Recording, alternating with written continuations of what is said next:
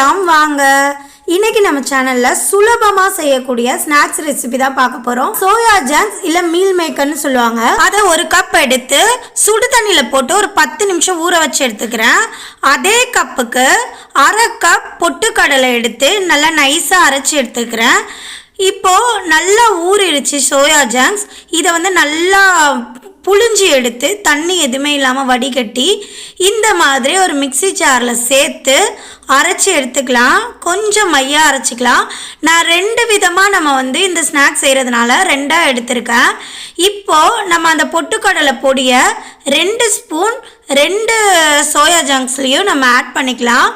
ஒன்று காரமாக செய்ய போகிறேன், ஒன்று இனிப்பாக செய்ய போகிறேன். காரத்துக்கு ஒரு 2 வெங்காயம், அப்புறம் ஒரு துண்டு இஞ்சி, பச்சை மிளகா, ஒரு 10 பல்லு பூண்டு தோல் நீக்கிட்டு நல்லா குட்டி குட்டியாக கட் பண்ணி ஆட் பண்ணிக்கலாம்.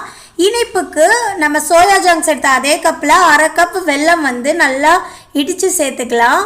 இப்போ உப்பு ஆட் பண்ணிக்கலாம். அரிசி மாவு 1 ஸ்பூன் ஆட் பண்ணிக்கலாம். அரிசி மாவு போட்டோன்னா நல்லா கிறிஸ்பியாக வரும். இந்த டிஷ்ஷு டிஃப்ரெண்ட்டாக இருக்கும், குழந்தைங்க விரும்பி சாப்பிடுவாங்க. கண்டிப்பாக ட்ரை பண்ணி பாருங்கள். இப்போது தூள் பெருங்காயம் 1 ஸ்பூன் ஆட் பண்ணிக்கிறேன். காரத்துக்கு ஏற்ற மாதிரி மிளகாத்தூள் 1 ஸ்பூன், மஞ்சத்தூள் ஒரு 1/4 ஸ்பூன் ஆட் பண்ணிக்கிறேன். இதில் வாசனைக்கு ஒரு 2 ஏலக்காய், 1 ஸ்பூன் நெய் ஆட் பண்ணிவிட்டு நல்லா மிக்ஸ் பண்ணிக்கலாம். 2த்தையும் ஒரே பருவில் வச்சு 2 டிஷ்ஷு அட்டகாசமாக ஒரு 1/4 ஹவரில் நம்ம செஞ்சிடலாம். இந்த மாதிரி நம்மளுக்கு உருண்டை பிடிக்க வரணும், அந்த அளவு நம்ம பிசைஞ்சிக்கலாம். சப்போஸ் பிசைய உங்களுக்கு வரலன்னா லைட்டாக தண்ணி தெளித்து பிசைஞ்சிக்கலாம். இந்த மாதிரி உருண்டை பண்ணி எடுத்து வச்சுக்கலாம்.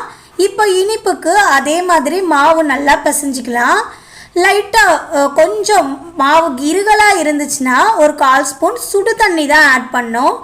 ஆட் பண்ணிவிட்டு நல்லா கையிலே நல்லா ப்ரெஸ் பண்ணி பிசைஞ்சிக்கணும். உருண்டை பிடிச்சோன்னா லட்டு மாதிரி இந்த மாதிரி உருண்டையாக வரணும்.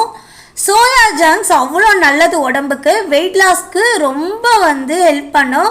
கண்டிப்பாக ட்ரை பண்ணுங்கள். வெயிட் லாஸில் இருக்கவங்க டீப் ஃப்ரை பண்ணாமல் இந்த மாதிரி உருண்டை பிடிச்சிட்டு வேக வச்சு கூட நீங்கள் சாப்பிட்லாம். சூப்பராக இருக்கும். பொரிக்கிறதுக்கு தேவையான அளவு ஆயில் ஆட் பண்ணிவிட்டு நம்ம டீப் ஃப்ரை பண்ணி எடுக்கலாம். 2 பக்கமும் நல்லா வெந்து கோல்டன் ப்ரௌன் ஆகணும். அடுப்பை மீடியம் ஃப்ளேமில் குக் பண்ணிக்கலாம். இனிப்பு போண்டா ஆனதும் அதுக்கப்புறம் நம்ம கார போண்டா போட்டு இதே மாதிரி எடுத்துக்கலாம். கண்டிப்பாக இதை ட்ரை பண்ணி பாருங்கள். டிஃப்ரெண்ட்டாக இருக்கும். குழந்தைங்கள்லேருந்து பெரியவங்க வரையும் விரும்பி சாப்பிடுவாங்க. மேலே கிறிஸ்பியாகவும் உள்ளே டேஸ்டியாகவும் இருக்கும். என்னோட சேனல் பிடிச்சிருந்துன்னா மறக்காமல் சப்ஸ்கிரைப் பண்ணிக்கோங்க. பக்கத்தில் இருக்க பெல் சிம்பிளை கிளிக் பண்ணிக்கோங்க. உங்களுக்கு பிடிச்சிருந்தா உங்கள் ஃப்ரெண்ட் அண்ட் ஃபேமிலிக்கு ஷேர் பண்ணுங்கள்.